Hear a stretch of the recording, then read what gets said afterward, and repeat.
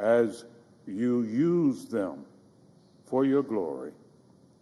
And Lord, bless our veterans. We pray in your sovereign name. Amen. Amen. Please join me in reciting the Pledge of Allegiance to the flag.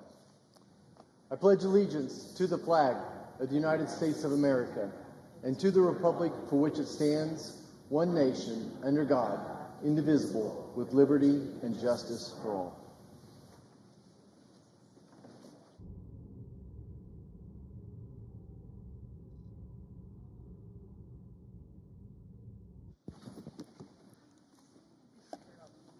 Ready? The clerk will read a communication to the Senate. Washington, D.C., November 10, 2025, to the Senate. Under the provisions of Rule 1, Paragraph 3 of the Standing Rules of the Senate, I hereby appoint the Honorable Roger Marshall, a senator from the state of Kansas, to perform the duties of the chair. Signed, Chuck Grassley, President pro tempore. Under the previous order, the leadership time is reserved. Morning business is closed. Under the previous order, the Senate will resume consideration of the motion to proceed to H.R. 5371, which the clerk will report. Motion to proceed to calendar number 168, H.R. 5371, an act making continuing appropriations and extensions for fiscal year 2026 and for other purposes.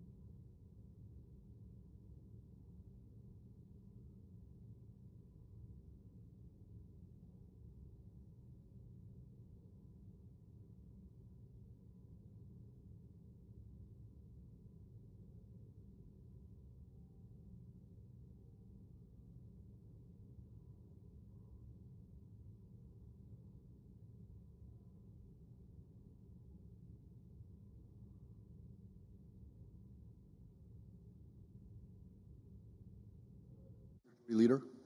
Mr. President, Senator quorum call. No. Mr. President, I understand that there is a bill at the desk that's due for a second reading. The clerk will read the title of the bill for the second time. S 3168, a bill to appropriate funds for pay and allowances of federal employees and so forth and for other purposes. Mr. President, in order to place the bill on the calendar under the provisions of Rule 14, I would object to further proceeding. The objection is heard. The bill will be placed on the calendar. Mr. President, I'm glad to be able to say that 8 Democrats joined Republicans last night to take the first step to reopen the government. And in the very near future, we will be voting on a final package, a clean continuing resolution until January the 30th, and 3 bipartisan full-year appropriations bills. These bills are the military, construction, VA, agriculture, and legislative branch appropriations, 3 of the 12 bills that Congress needs to pass on an annual basis. And what that means, Mr. President, is that year-long funding for SNAP, for WIC, for veterans, for essential farm programs, and for a number of other critical priorities will be met. Mr. President, I said that we will be voting on the final package in the very near future, and I'm hoping that will be hours and not days. We're on the 41st day of this shutdown.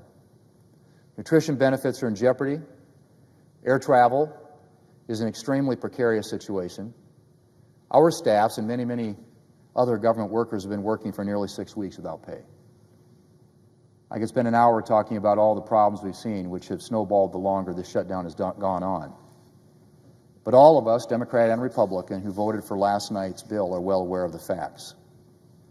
And I'm grateful that the end is in sight.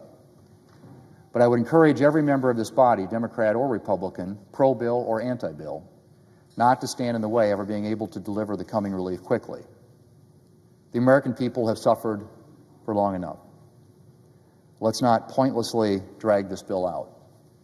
Let's get it done, get it over to the House so that we can get this government open. Mr. President, as I have emphasized since being elected Majority Leader last November, I remain deeply committed to advancing full-year appropriations bills through regular order. And we've drafted this continuing resolution to extend to January 30th specifically to give us more time to get this bipartisan work done. I look forward to taking up additional appropriations bills on the floor in the near future. Mr. President, after 41 days, I'm grateful to be able to say that we are close to getting the government reopened. And again, I ask all of my colleagues on both sides of the aisle, of both parties, to make it possible for us to quickly pass this bill. Mr. President, I yield the floor. I suggest the absence of a quorum. The clerk will call the roll. Ms. Alsoo-Brooks.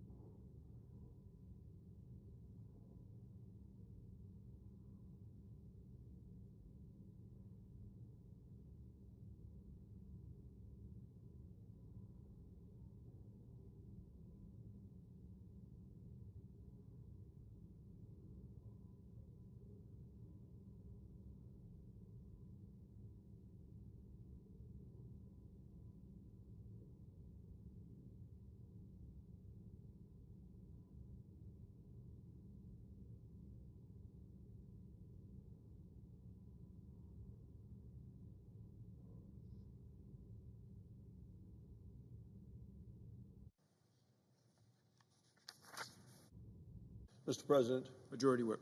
Thank you, Mr. President. Mr. President, I ask unanimous consent that the quorum call be vitiated. Without objection. Mr. President, yesterday the Senate took a major step forward on the path to reopening the government. The bill before us is simple. It's clean, it's bipartisan, it's a continuing resolution, and it funds the government through January. It's paired with 3 full-year appropriations bills. So let me repeat that. Appropriations bills for the full next year. Now, these are bills that have already passed the Senate with bipartisan support, broad bipartisan support, I would add, and they were negotiated on a bipartisan basis with the House. They're fully funded in terms of veterans care, and look, this is critical. Tomorrow is Veterans Day. Our veterans need to know that we stand behind them. It's also fully funding on food assistance, SNAP, women, infants, and children. That's what we're debating here on the floor of the United States Senate. I believe it's reasonable, it's responsible, and it's ready to go. Let's remember that this shutdown has caused serious pain to many, many American families. People who have stood in line around the block at food banks all across the country. And that's because 42 million Americans missed their SNAP payments. Flights were delayed and canceled because control towers are understaffed. People there working are overworked. TSA agents and air traffic controllers have been working for the last 6 weeks without getting paid. Yesterday, there were 2,300 flight cancellations. It looks like it may be even more than that today. Yesterday was one of the worst travel days in the last 2 years, and today may be worse. This shutdown has hurt our economy, and it has hurt our country. Now, the government is finally on the path to reopening. This is the right result. This is what the American people need. They need certainty. And opening the government provides that level of certainty that the American people want, especially heading into the holidays. So I want to thank President Trump. I want to thank my colleagues in the Senate and both sides of the aisle who voted to support that. You know, the president stood strong when Chuck Schumer stood here and demanded tens of billions of dollars be sent from the federal treasury directly to the bank accounts of health insurance companies. President Trump's leadership protected taxpayers and continues to protect the country. Now let's be clear about what comes next. The Senate is going to use the next few months to pass the additional appropriations bills that will completely fund the government for a full year. There is a pressing need to strengthen our economy, to secure our border, to invest in our military, to promote fiscal responsibility, and we have to do that after 4 years of high prices and an open border. That's what Republicans in this body and across the hall are fighting for. And let's be clear, Republicans are making the appropriations process work again. Last year, Senator Schumer refused to bring a single appropriations bill to the floor, even though the appropriations committees passed out bipartisan, many times unanimous appropriations bill, but yet the minority leader refused to bring them to the floor. It's no way to run the government. That's no way to run the Senate. It's not leadership.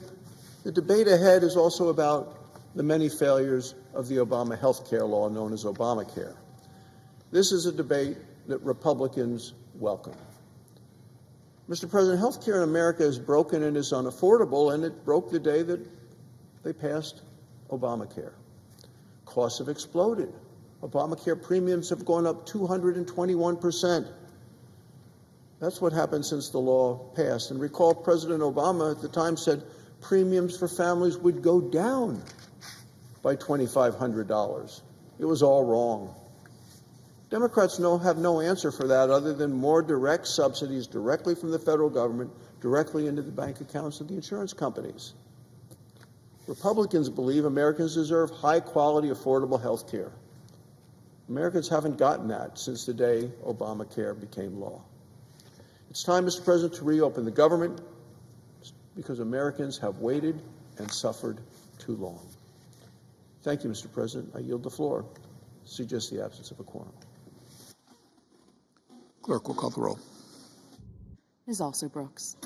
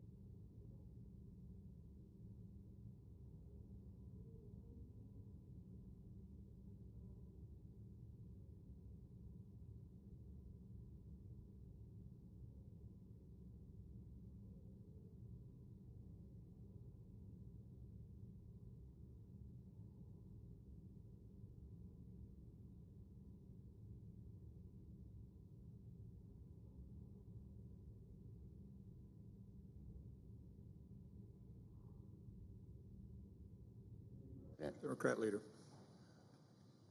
I ask unanimous consent the quorum be dispensed with. Without objection. So, Mr. President, the last 41 days have exposed the depths of Donald Trump's cruelty. He shut the government down longer than any president in American history, took innocent kids, veterans, federal workers as hostages, political hostages, all because he refuses to do anything to fix the health care crisis, and instead keeps pushing policies that will cut people's coverage even more. Look no further than Donald Trump's war on SNAP. Last night, the First Circuit reaffirmed what lower courts have already said. Donald Trump cannot take 42 million hungry people as hostages. He cannot withhold the benefits they need for food for their families. Even now, Donald Trump isn't satisfied. Today, even more cruel, he appealed to the Supreme Court yet again to try and get out of paying full SNAP benefits. The president's done a lot of cruel, nasty, mean things over the years. But going all the way up to the Supreme Court, not once but twice, to ensure kids go hungry is about as cruel a thing as he's ever done. Donald Trump would rather make hungry Americans suffer, make kids suffer, make veterans go hungry and disabled individuals suffer, than do anything to lower health care costs for the American people. The American people will not forget Donald Trump's cruelty and heartlessness over the last 6 weeks. And let me say something else. The American people have now awoken to Trump's health care crisis. Health care is once again at the forefront of people's minds. People now see that premiums are about to skyrocket. They're terrified about how they're going to pay for their insurance. Democrats demanded that we find a way to fix this crisis and quickly, but Republicans have refused to move an inch. So I cannot support the Republican bill that's on the floor because it fails to do anything of substance to fix America's health care crisis. The health care crisis is causing millions of families back home sleepless nights because they don't know how they're going to afford health care insurance so much needed by their families. Doing nothing is unacceptable, but that's the choice the Republican side made in obeisance to Donald Trump. Republicans now own this health care crisis. They knew it was coming. We wanted to fix it. Republicans said no, and now it's on them. When people's out-of-pocket costs double or triple, very soon Americans will know Republicans made it happen.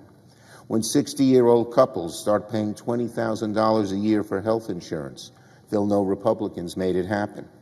When 4 million Americans lose insurance, when kids with cancer are priced out of coverage, when families face financial ruin, they'll know Republicans made it happen.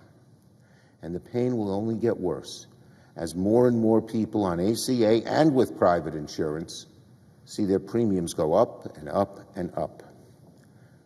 People out there are struggling. It's harder to make ends meet. Rent is up, groceries are up, people's electricity bills have gone up, and now, thanks to Republicans, health care costs will spike dramatically. The past few weeks have exposed with shocking clarity how warped Republican priorities truly are.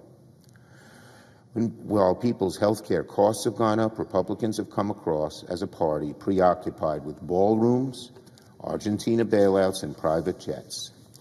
Republicans' breach of trust with the American people is deep and perhaps irreversible.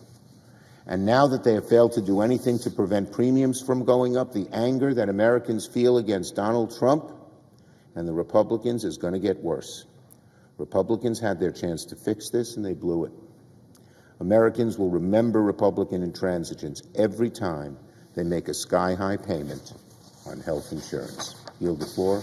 Note the absence of a quorum. Clerk will call the roll. Ms. Alston-Brooks.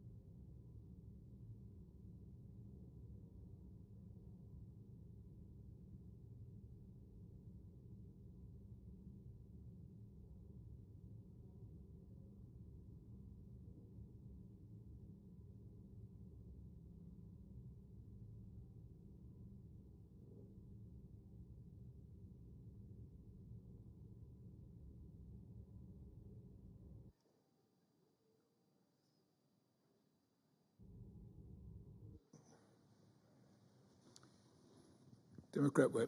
Are we in a quorum call? Yes. I ask unanimous consent the quorum call be suspended. Without objection.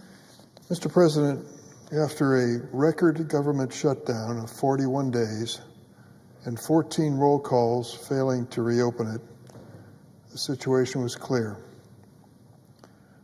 Donald Trump and the Senate Republican leadership were unwilling to do anything to reduce skyrocketing health insurance premiums, a terrible problem facing some 24 million American families. The shutdown of the government stopped paychecks for thousands of federal workers, causing real hardship for their families, including our overworked and understaffed air traffic controllers and many other critical members of the federal workforce. Food pantries in my state and across the nation were overwhelmed when President Trump stopped SNAP food payments to 42 million Americans, 1/3 of whom were children. Food pantries being overwhelmed as well by unemployed workers who'd been laid off and furloughed because of the government shutdown.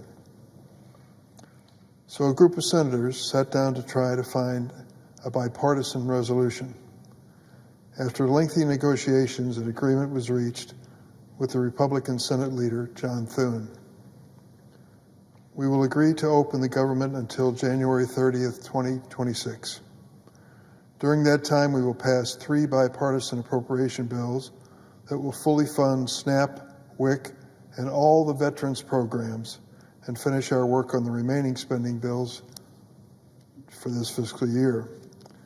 The agreement would also reverse the Trump administration's mass firings during the shutdown and prevent future ones through January 30th. We credit Senator Kaine of Virginia for this provision.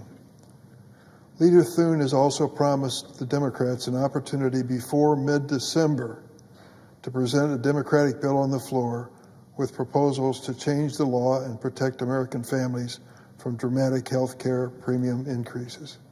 It is my fervent hope that this ends up being a bipartisan effort. It would be such an achievement of the Senate to finally return to that status. I've served in the Senate for 29 years, and I've never seen that kind of offer from a Senate majority. During the historic roll call last night, I walked across the aisle and met with Senator John Thune, the Republican leader.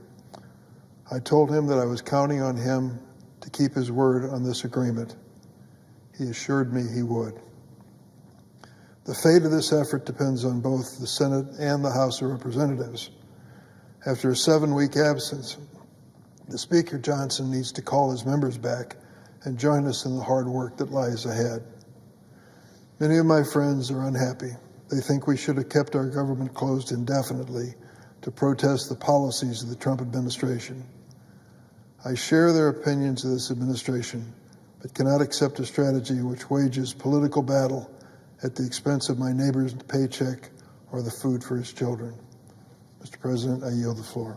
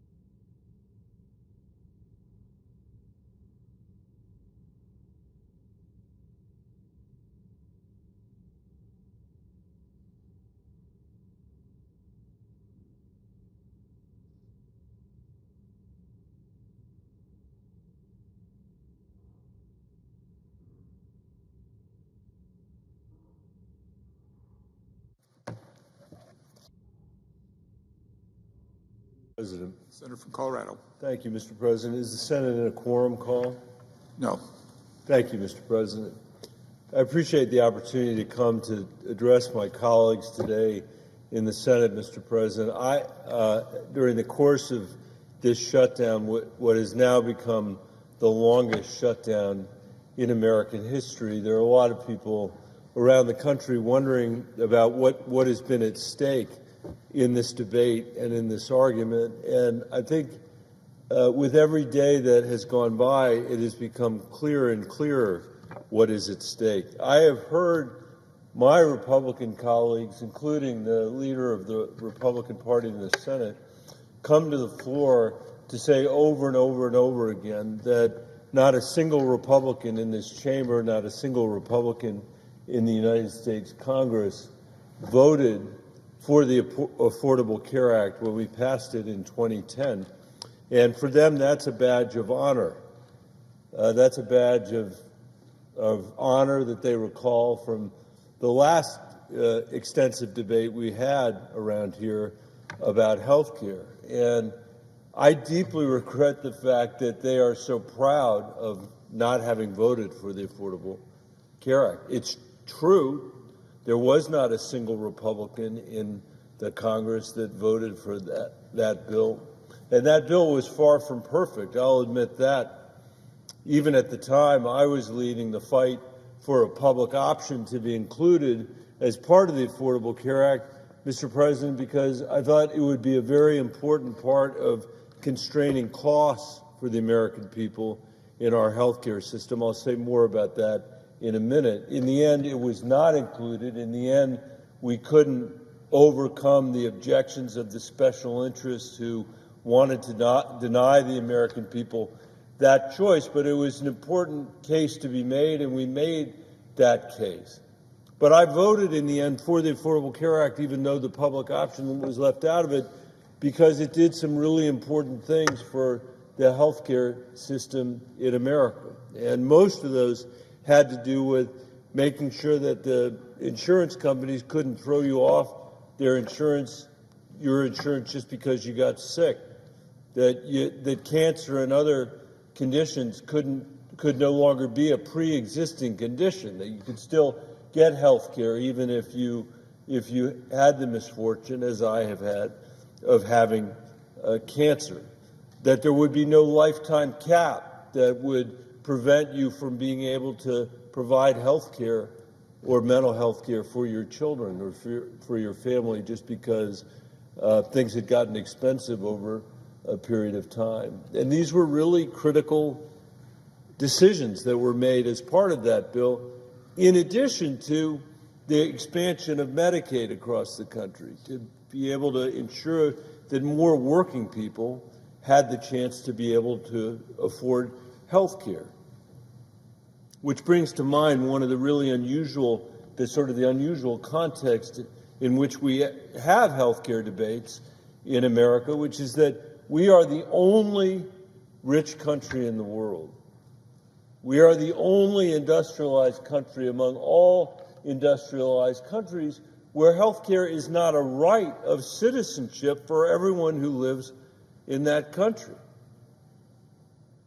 And notwithstanding the fact that we have less access to health care than any other industrialized country in the world, it costs twice as much in the United States. It costs twice as much for the federal government. It costs twice as much for our society. And most important, it costs twice as much for the people that we represent in our various states, including in the state of Colorado. People in Colorado, as we meet here, are struggling with the cost of housing, the cost of food, the cost of President Trump's uncertain and unpredictable tariff policy. But they are also continuing to struggle with the cost of health care because we are spending twice what any other industrialized country is spending to get a worse result. I know the President knows this, the President of the Senate knows this, because he's a doctor. And I've heard him talk about the condition of our health care system Today in the United States, our life expectancy is 6 years shorter than it is in any of those industrialized countries. What greater indictment could there be of this system? In the 1970s, we had the same life expectancy as the rest of these countries. In fact, we were in the middle. And in the years since, we have fallen farther and farther and farther behind as we have spent more and more and more money. Because the system we have is so shot through with benefits for special interests, among other things, and a complete lack of transparency, which is a fancy way for saying that literally nobody has any idea what anything costs in our healthcare system.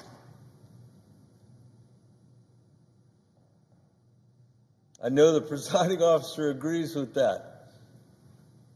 You can't tell what anything costs. When you show up to fill a prescription, when you're in the emergency room, we've worked together on the surprise billing issue, which is an important part of this. If you're a senior that's trying to get your prescriptions filled, you go from one pharmacy to the next to the next. I'll never forget, as long as I serve in public office, and probably for my lifetime, the conversation I had with senior citizens in Pueblo, where they basically were telling me that their entire retirement was spent fighting to get prescriptions filled that their doctors had assigned them, prescribed them. Seniors in other countries, in other industrialized countries, don't spend their retirements doing that. Only in the richest country in the world do seniors have to do that. And that's because a lack of transparency, a lack of clarity is built into our healthcare system from top to bottom. But we took some important steps in the Affordable Care Act. I wish that it had included a public option. It didn't. I think that the rate of rise of our healthcare inflation would have been a lot less. And by the way, that is what the people that have looked at that bill and scored that bill over the years have said. We've been fighting for it now for a decade and a half. They've said that it would actually save the government money because it would lower healthcare costs. It would introduce some competition into our insurance market. And I'll say this to the presiding officer, he'd probably be amused by it. This is the one place where I really am a Bolshevik. I believe in universal health care for all Americans. I think we should provide that to people in this country as a right. There is no reason not to do it in the richest country in the world, especially if we can save half of the cost of health care that we're providing now.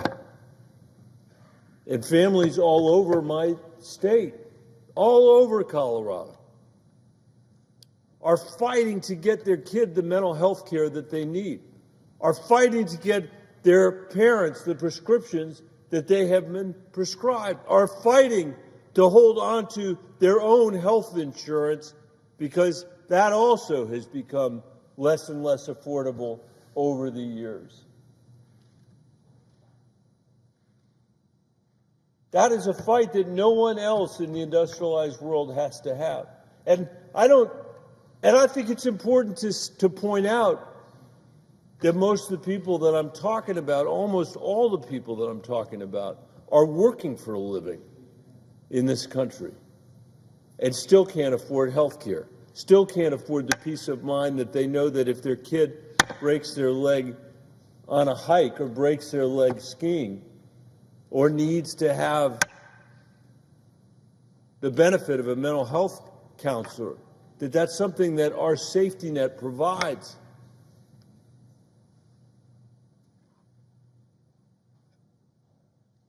Because health care should be a right. It is a right. And whether you get it or not shouldn't be determined on how wealthy you are or where you live, Mr. President.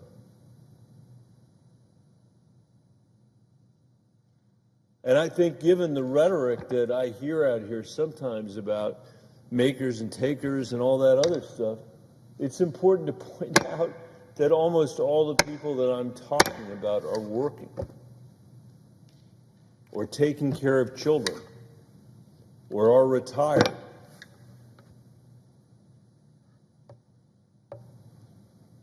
We should have a universal health care system in this country. But in the meantime, Mr. President, we shouldn't be making matters worse, which is why this debate is so crazy.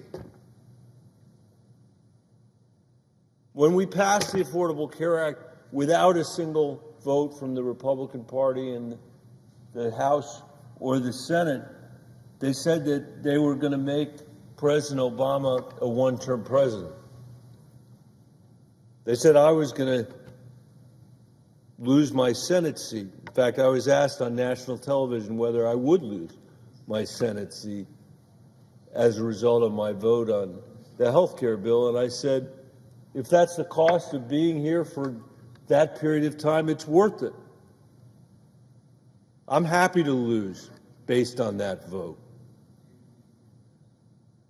And they ran ad after ad after ad during that campaign, attacking me for being the 60th vote for the Affordable Care Act.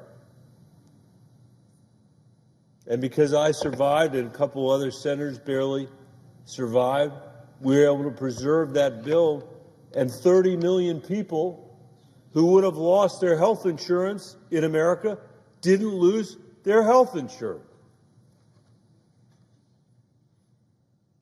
And then the efforts in the House began to repeal the Affordable Care Act. And Mr. President, they voted, I lost count, I think it was 70 times to repeal the Affordable Care Act in the House of Representatives, at least 70 times. They never were able to do it, and the longer it was there, the more people came to see the benefits of the insurance protection, came to see the benefits of the expansion in Medicaid, came to see the benefits of at least having a little bit of comfort that they couldn't just throw you off your insurance because they felt like it.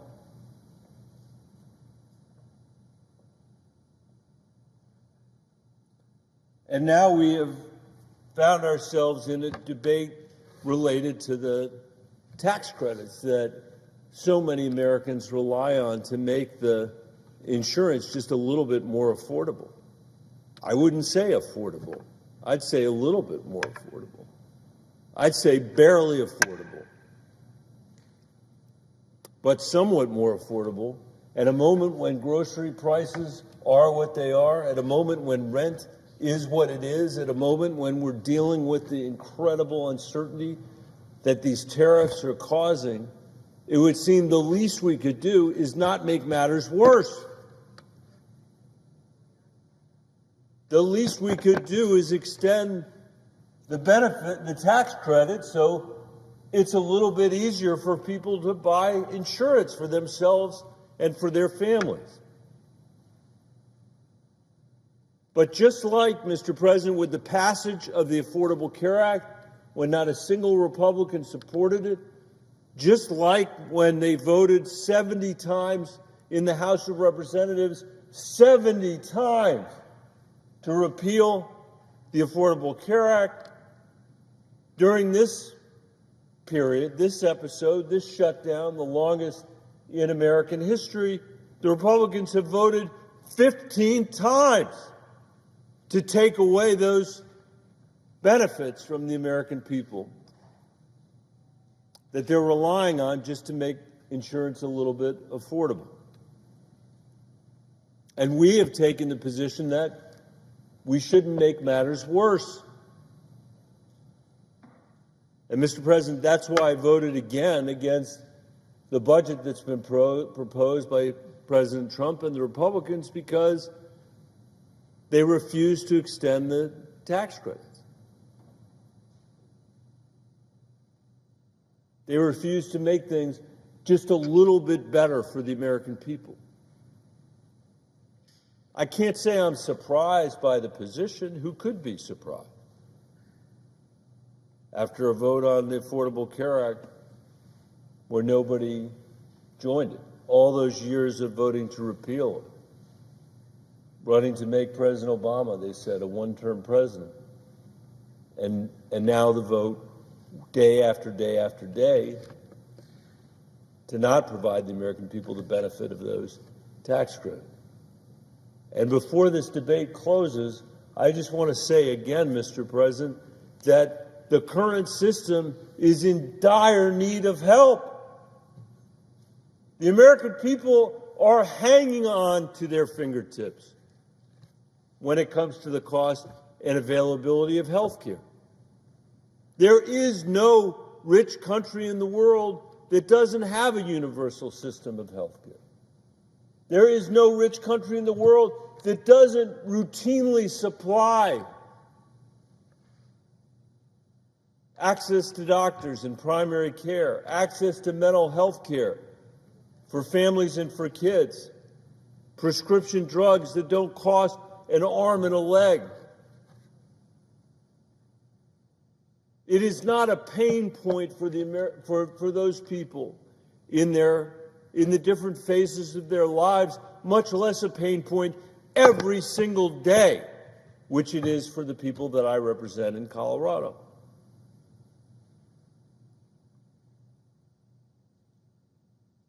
So apparently President Trump is going to get his way, and those tax credits are not going to be extended by the majority here. And the cost of health insurance in Colorado is going to increase by 200% for some people, 300% for some people, 400% for people that are living in rural areas in my state. That's thousands and thousands of dollars to a typical family that just doesn't have that kind of money, Mr. President. And I just want to remind everybody in this chamber that when this debate is done, we still have a very important project that we need to be engaged with the American people. And that is to be able to provide a health care system like other wealthy and industrialized countries have provided, where people can count on their health care, where they know it's not going to cost them an arm and a leg, where they know in the course of their lifetime there are other things they can worry about, like the cost of their rent and the cost of food. But one thing we're going to do is take care of this problem, just as countries all over the world have taken care of it for their citizens.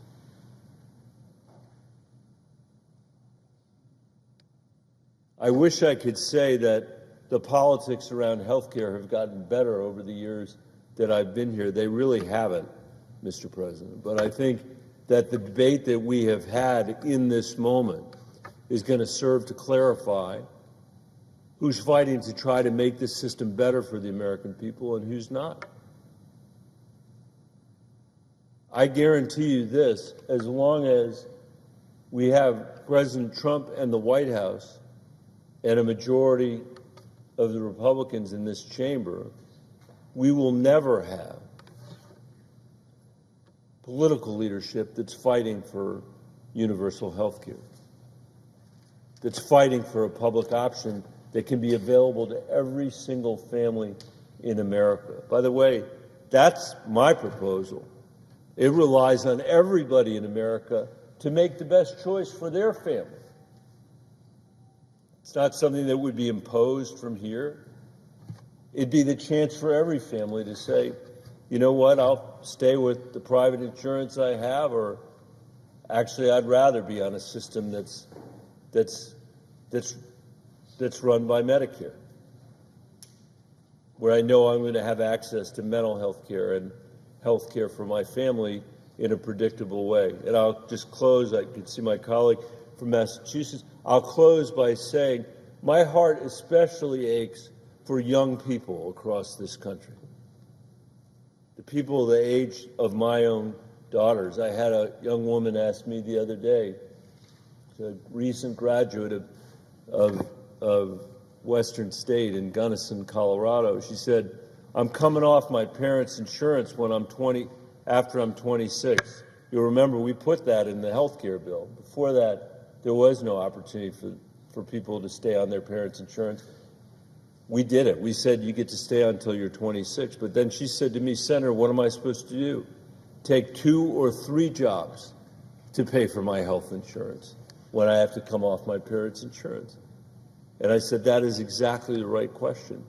That is a question that 26 and 27 and 28-year-olds are not having to ask in any other industrialized country in the world. Only in the United States of America are we running a system where young people in their 20s have to decide between health insurance and their rent, or health insurance and food, or health insurance and the ability to put some money away to save for a house. And we should change that. I believe strongly that if we ever get to the point where we're expanding Medicare in this country, we should do it for the younger kids that are in their 20s first, because they've done absolutely nothing to design the system that they're inheriting. Mr. President, with that, I yield the floor.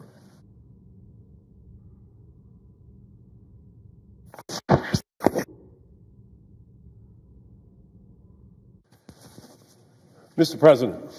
The senator from Massachusetts. Thank you, Mr. President. Mr. President, our dedicated federal workers deserve to get paid.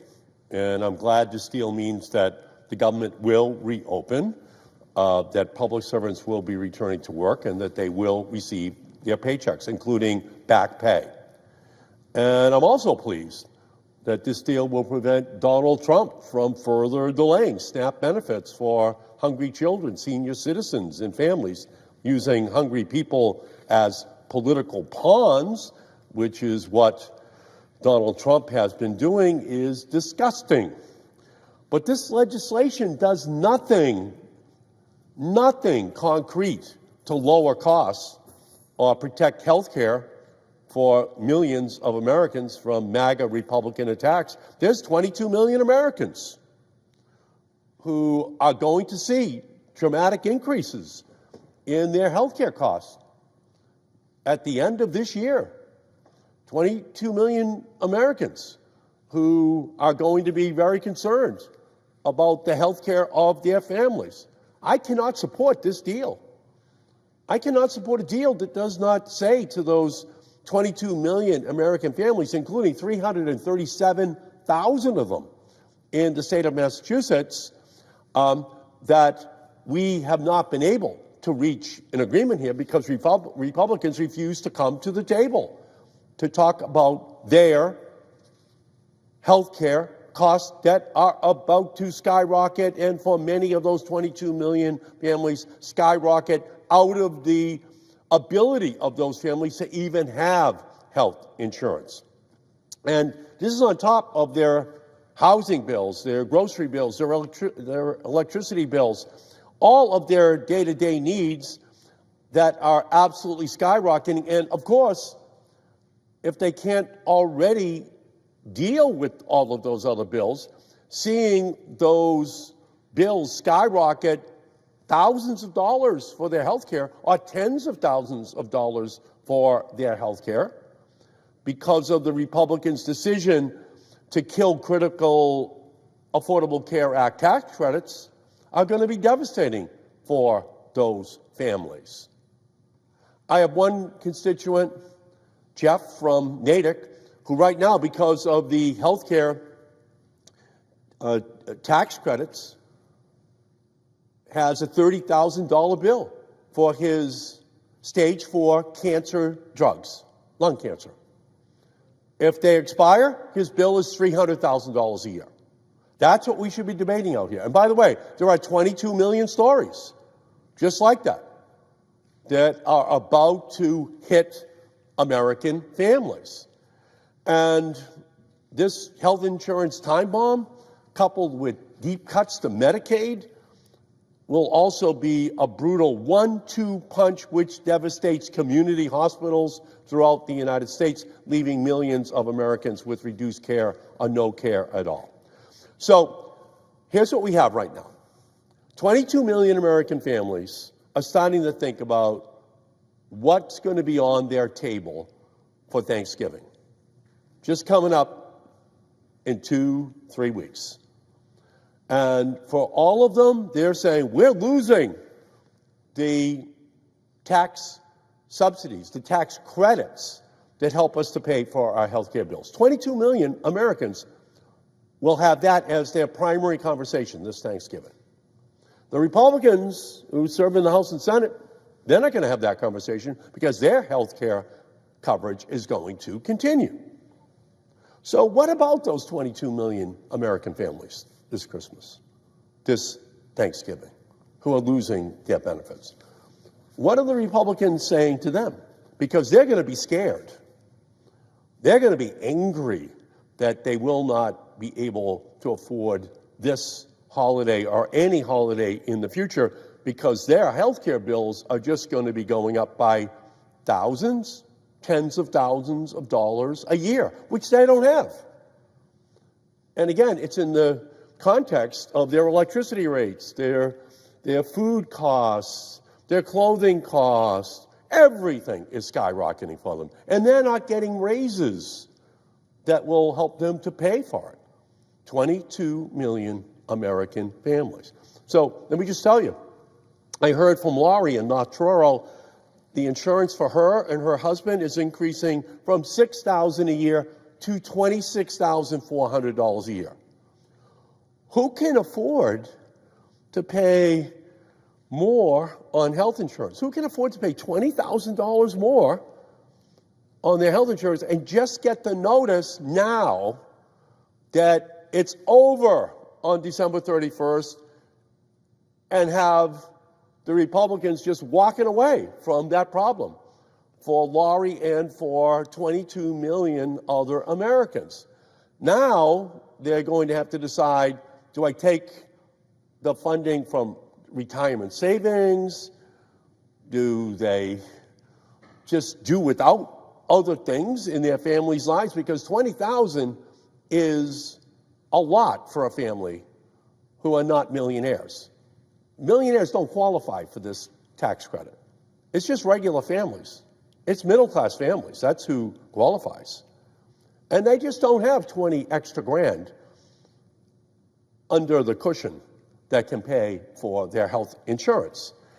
So this is a tragedy in the making and one that we can't avoid. But let's not fool ourselves. Trump and MAGA Republicans have been shutting down the government since Inauguration Day. Gutting Medicare, gutting Medicaid, gutting the Affordable Care Act. That was their big vote in the first week of July of this year, 2025. Gutting. Medicare, Medicaid, the Affordable Care Act. They have been committing the greatest health care heist in history, and it's all to pay for tax cuts for billionaires. They're looting the health care for middle-class families, poor families, in order to pay for tax breaks for people who already have too much. The top 3 hedge fund managers in the United States have more wealth than the bottom 50% of our entire population combined. Think about that. And it's that bottom 50% that qualifies for Medicaid, that qualifies for the Affordable Care Act tax subsidies. That's who we're talking about right now. Those are the people who are going to be most negatively impacted. And the American people want us to stop this health care heist. They don't want Democrats to be driving the getaway car with all of those tens of billions, hundreds of billions of dollars, which will just be transferred into the bank accounts of the wealthiest people in our country. So we should just be fighting for transformative policies to fix our broken healthcare system, bring us back from the brink of this crisis. That's what the American people want us to do. That's what they want us to fight for. And even when it's hardest, even when we're in the darkest moments, we have to remember what we are fighting for. A better future is still possible. One where one missed medical bill won't lead to bankruptcy. A future where families don't have to choose between a prescription and a meal. A future where malignant corporate greed in our healthcare system that shutters hospitals and endangers patients. A future where universal healthcare is taken for granted and not taken away. A future where families can afford their healthcare and their rent and their electricity bills and childcare and to save money for college or vacation or retirement. That is the future that we should be fighting for. But the American people did not see that from the United States Senate yesterday. So that's where we are right now. We're in the throes of a healthcare crisis. 22 million Americans this Thanksgiving will be at their tables, if they can even afford to celebrate Thanksgiving, looking at tens of thousands of additional dollars potentially on their health care bills. It's a catastrophe looming. The Republicans so far have refused to do anything about it. That's what we should be discussing. That's what we should be debating. How do we solve this problem? Instead, the Republicans are just punting this issue. They are absolutely ignoring the consequences for those 22 million American families. So I'll just say this. These families, they are scared.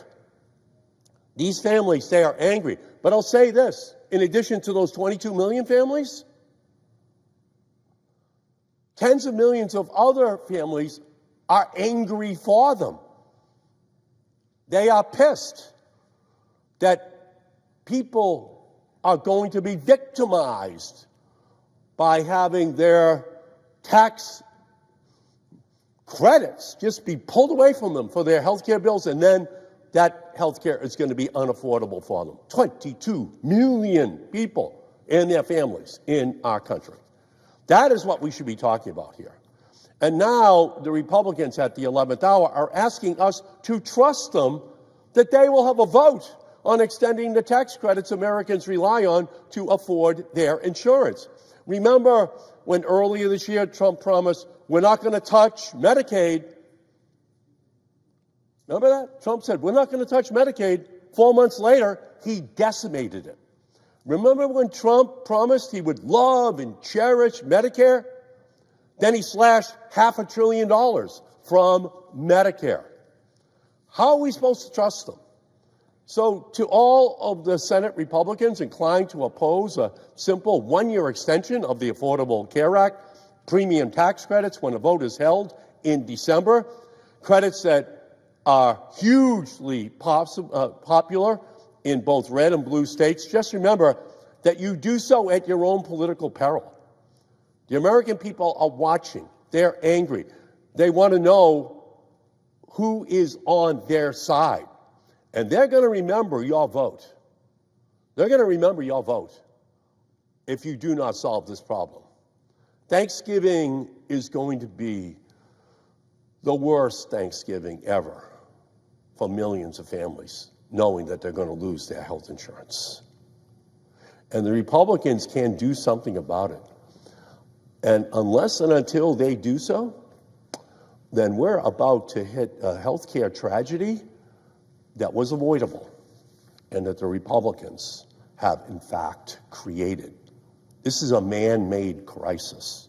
And that man is the President of the United States, and the Republicans here on the floor of the Senate are following him blindly in a way that is going to result in harm to 22 million Americans and their families. So this is the moment, this is the time, this is the place, this is where people should be standing up to fight for those people. Health is the first wealth. Health is the most important wealth. Without your health, you have nothing. You have nothing. Everything else is built upon health. Everything. And the Republicans are taking away that health care from 22 million Americans. This is not the way to send families into Thanksgiving and Christmas. This is not the way we should be treating people. We're the wealthiest country in the history of the world.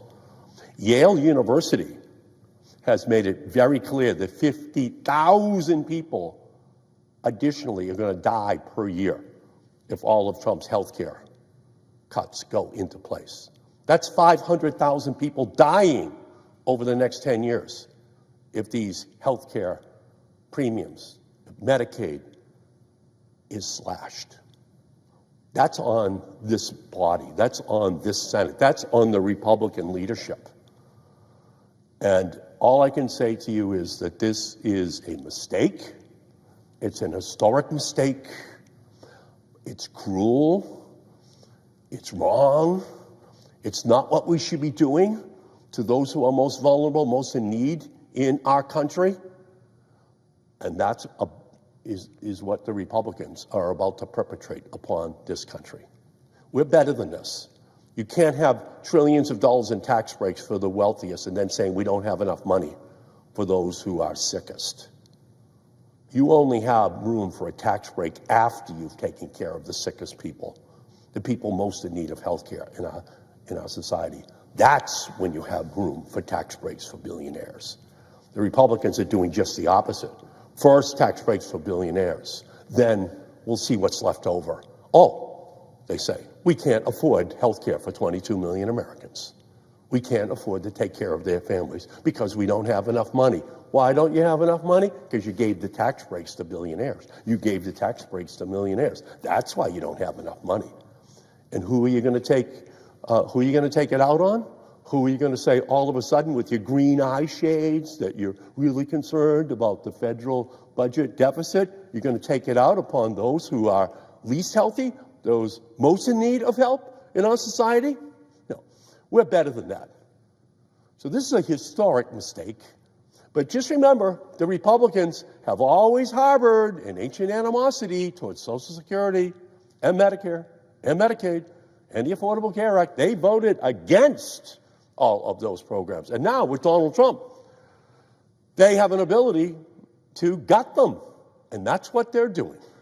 That's what they're doing. When they had a chance to stand up and say, no, let's be reasonable, let's keep the health care subsidies, which are most needed, they just are walking away right now. Donald Trump operates under Godfather Part 1 rules. He gives them offers they can't refuse.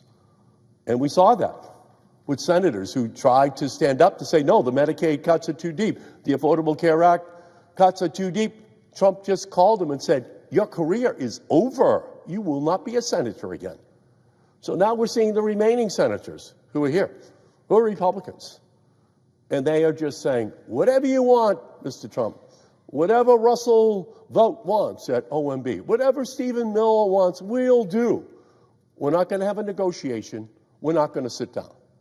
So before they cut the Medicaid and the Medicare programs back in July, did they negotiate with us? No, they did not. They refused to negotiate with Democrats at all. That's who they are. They saw their one opportunity to slash it once and for all. So all I can say is that we're in an incredible moment. The Republican House members still are not back in Washington. They've been in a 6-week witness protection program. They refuse to come back to Washington. They refuse to sit down. They refuse to negotiate. So we're witnessing Robin Hood in reverse. We're seeing money taken from the poorest and given to the richest. That's what this is all about. And what they're taking from the poorest and the middle class are their health care. It's their protections. So from my perspective, this is a mistake. It's a historic mistake. And it is a mistake that will come back to haunt the Republican Party at the ballot box next year. With that, Mr. President, I yield back.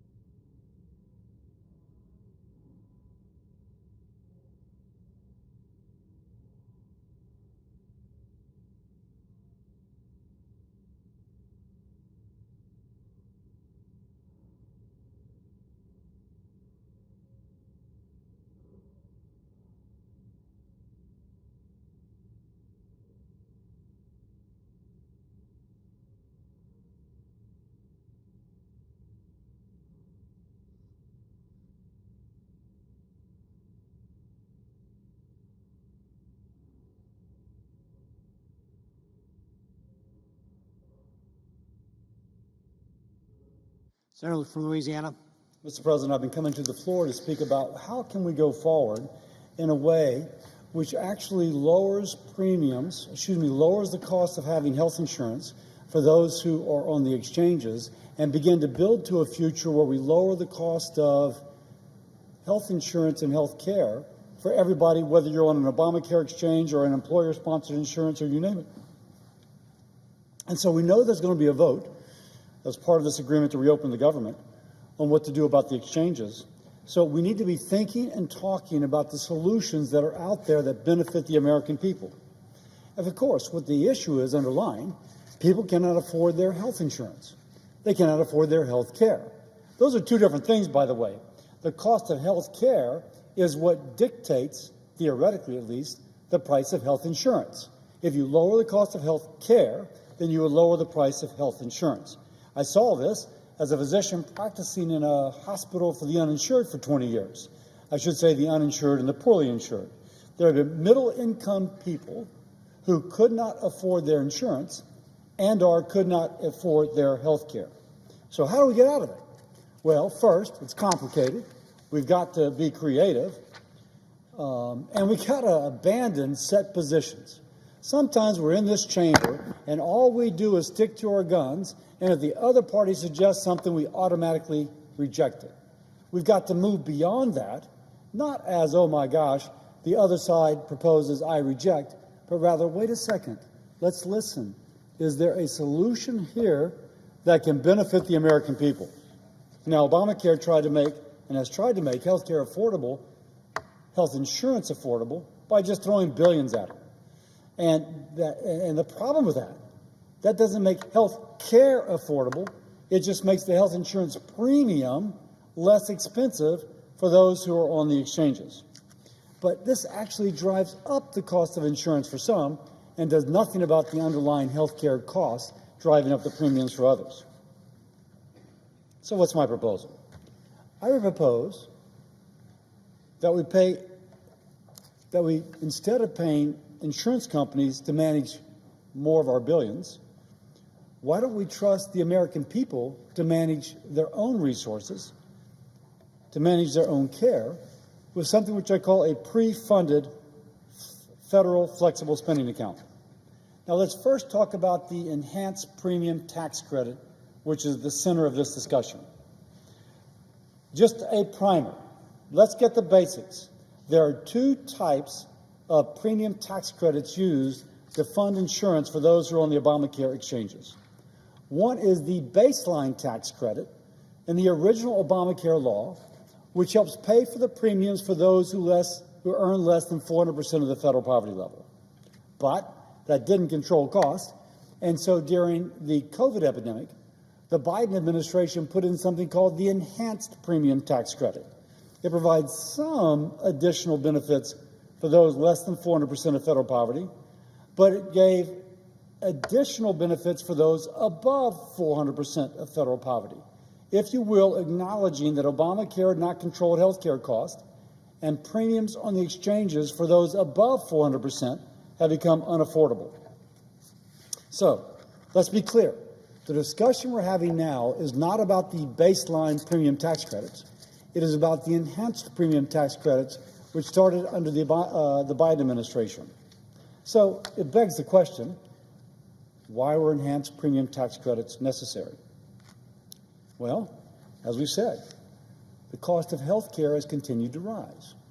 And you can argue that if you're going to an insurance company and you're saying, we're going to give you more money if health care costs more, that they do not have the incentive to help control those health care costs. Now, I am not here to bash insurance companies. They are essential to our society. So just put that out there. But if you have the choice of giving the money to the patient for her to manage it or giving it to the insurance company, I think we should give it to the patient. So,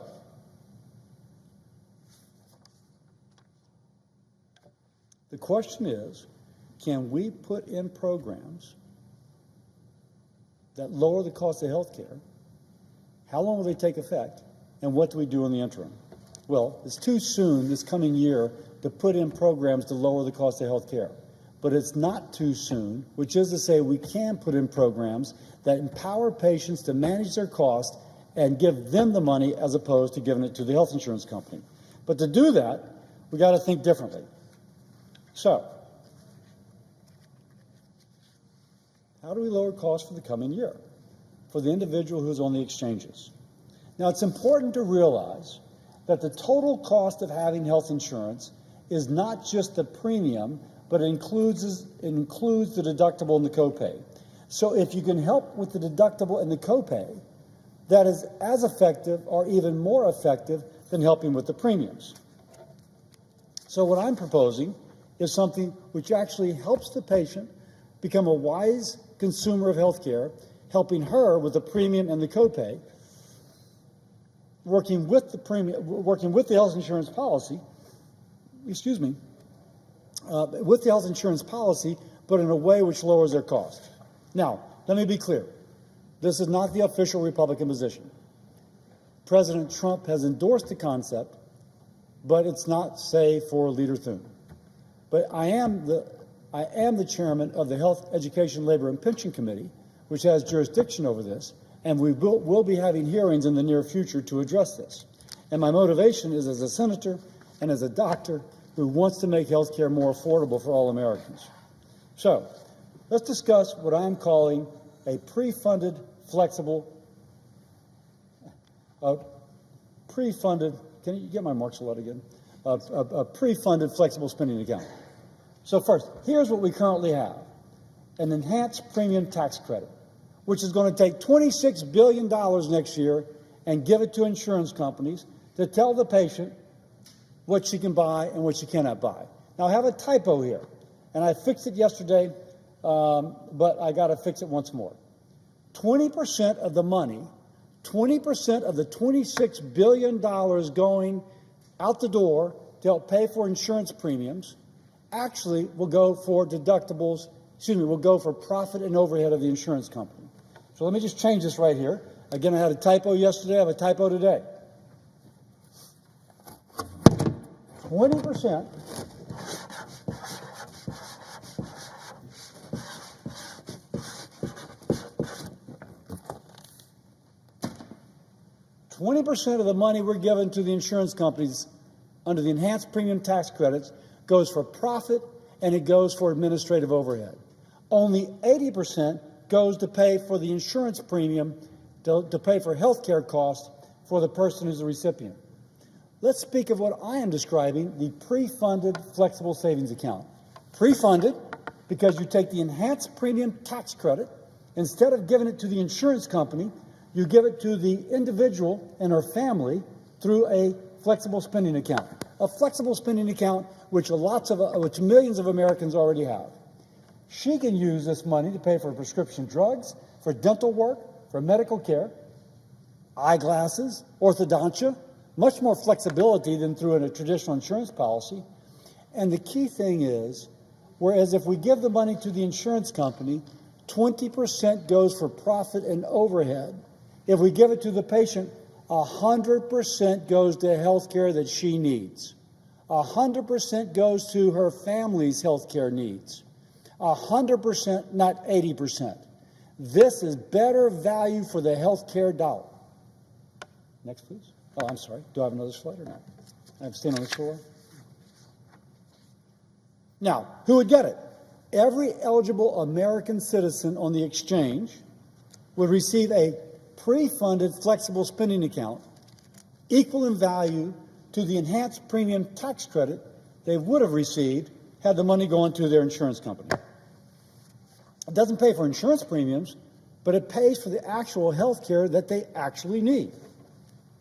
Now, I'm pleased to say, next slide, President Trump has tweeted in support of the concept. Now, of course, I'm pleased to be aligned with the president on this. He says he recommends that instead of giving hundreds of billions of dollars, and this is President Trump's rhetoric, to money-sucking insurance companies, the money should be sent directly to the people so they can purchase their own much better health care. Notice the caps. That is a President Trump tweet. I'm pleased to be aligned with the president, but for my Democratic colleagues that want to guarantee that whatever we pass will get a vote on the floor of the House of Representatives, this is effectively a guarantee that if we pass a program like this, it can get a vote on the floor of the House of Representatives. If the President asks Speaker Mike Johnson to bring it up for a vote, Speaker Johnson will. So if you're just thinking, just imagine, my Democratic colleagues, how do we get something that 100% of the money goes for real health care? It doesn't go to insurance companies where 20% goes for profit and overhead. It's a system already used by millions of Americans.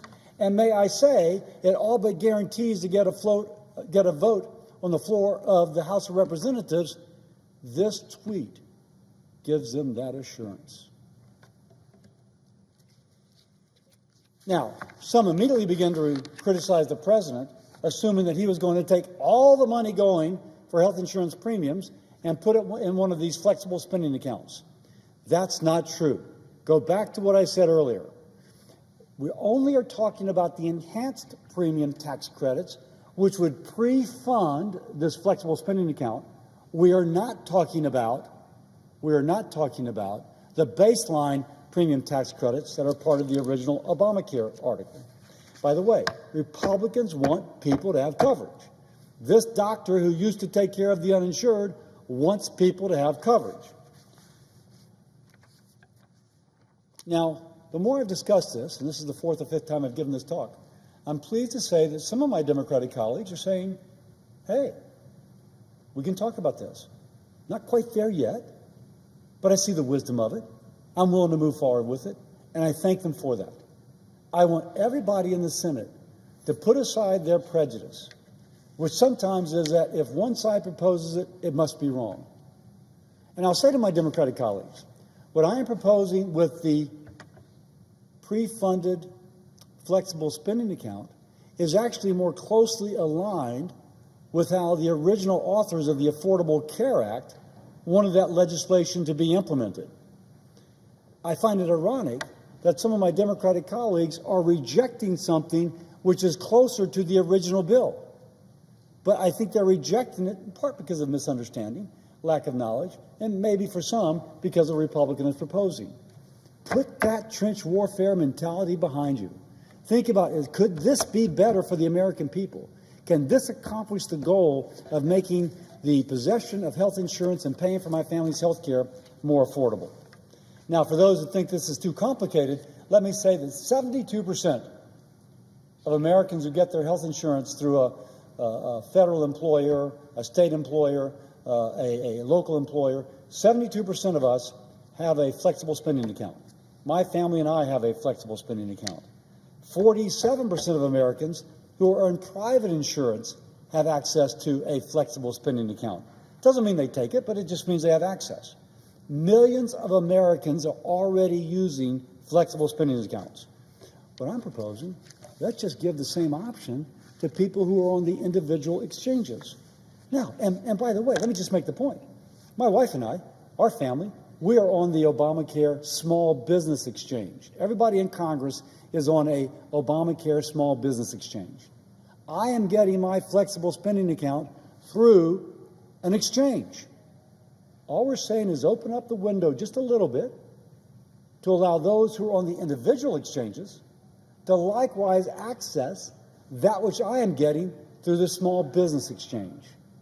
This merely extends what is current law for some people on their health plan to extend it to those who are within the individual exchange. The federal government can take the laws, the tools, the vendors, the department it is already using and implement a pre-funded flexible spending account for those on the individual exchange. Why is that important? Because that can happen for plan year 2026. I'm asking, well, what are we going to do about the people next year? This is about next year. How can we help those folks signing up for insurance right now for 2026? This brings them benefit right now for 2026. Now, let me now kind of go through the differences between the enhanced premium tax credit and a federally funded flexible spending account. And this is kind of the money chart, if you will. If you're with me in concept that maybe this could work, hopefully, I can convince people who might be watching, my Democratic colleagues who might be listening, to give power to the patients instead of giving enhanced premium tax credits to insurance companies. Okay, who gets the money? Under the enhanced premium tax credit, the insurance company gets the money, and 20% of it goes for overhead and for profit.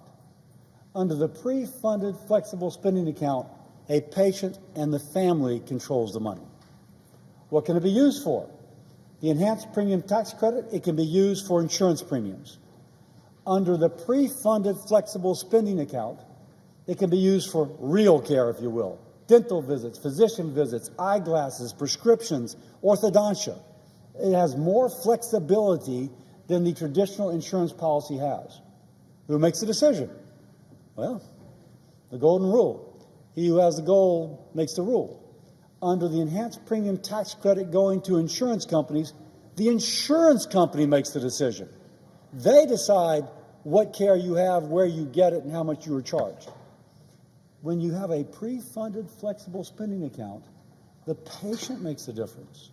The patient makes the decision. She decides where the dollars go. I always use the feminine because women make 95% of healthcare decisions for themselves, their family, for their spouse, for their boyfriend. I always chuckle. Guys are the stupidest thing in the world when it comes to their healthcare. Maybe a couple other things. But the people that care about this are typically women, and so I speak to her. And does it lower cost? Under the enhanced premium tax credit, there's really minimal incentive for the insurance company to attempt to lower cost. So therefore, as costs go up, so do premiums. On the other hand, under a pre-funded flexible spending account, you empower patients to shop, which drives competition. One example, I was once stopped on the street by someone who had seen one of my talks, and she goes, "You talked about using cash or using my flexible spending account or using my health savings account to buy something." There was a MRI ordered for my son's shoulder. My deductible was $5,000. The MRI was going to cost $2,000. I was going to have to pay $2,000 for my son's MRI of his shoulder. And I said, "Wait, do you have a cash price?" "Oh, well, your cash price is $600. If you don't want to go through the insurance company, your cash price is $600. Now, the typical Obamacare plan has a deductible anywhere from $3,000 to $6,800. So if we're talking about an MRI costing $2,000, you're still within the deductible. If you have a flexible spending account, you're not paying for that out of your pocket. You're paying for it with your flexible spending account, and you can ask, what if I give you cash instead? And they'll give you the lower price, not the higher price if there's a lower cash price than there often is. This turns that woman, that family, into an informed consumer, and that begins to drive down the cost.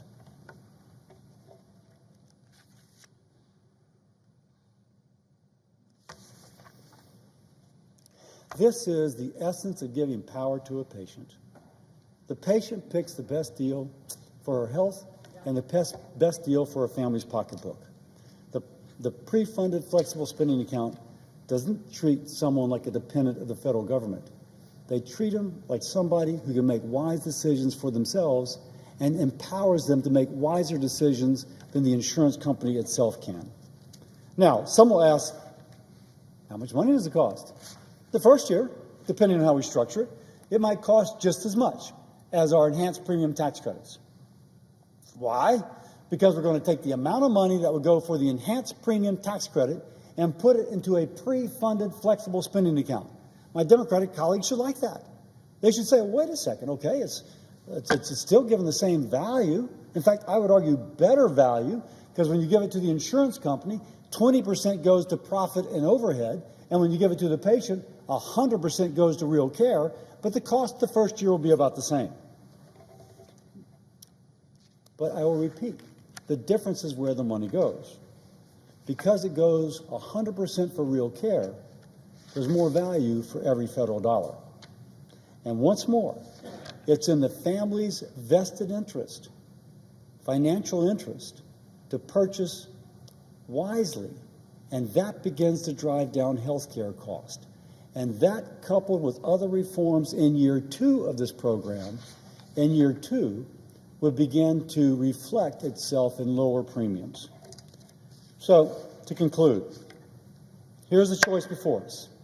We can keep paying insurance companies to hide the cost of higher premiums behind confusing bills, rising premiums, in a system which actually raises costs for many.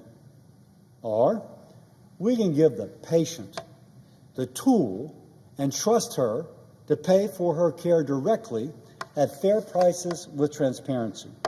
If we will, it puts patients before insurance companies. It encourages competition. It encourages and rewards smart choices. It begins to make health care truly affordable, not by inflating subsidies, but by unleashing the power of the consumer. Let's stop writing blank checks to bureaucracies and insurance companies. Let's invest in our fellow Americans. If you will, invest in you. This is going to be a little risky. We're doing something different. We'll be saying, oh, I'm not just going to be a Democrat, I'm not just going to be a Republican, I'm actually going to try and come together to find a solution to benefit all Americans. Imagine that.